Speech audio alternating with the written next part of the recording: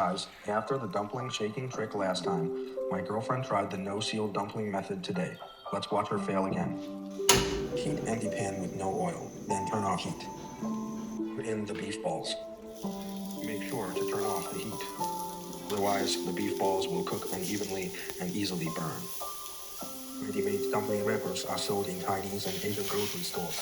I'll also show you how to make them from scratch later. Watch his move carefully. It's done wrong. Cover the filling completely with the dumpling wrapper and leave no gaps. Press the wrapper tightly against the pan to seal it off, so no air can get to the filling. Let's keep watching how she makes the other dumplings. No problem at all. Turn on. Little flour. 100 milliliters of water. Use less flour to avoid lumps forming. Mixing can be completed in about 15 seconds.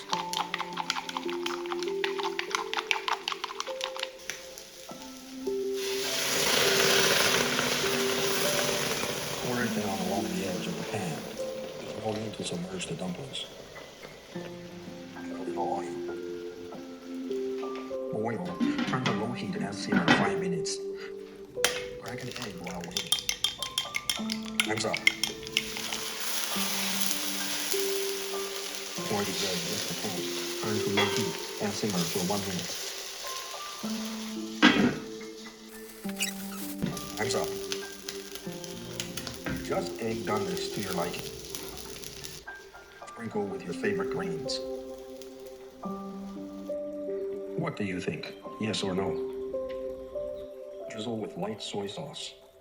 Add vinegar and chili oil for sour and spicy taste. I'll share the chili oil recipe in a future video.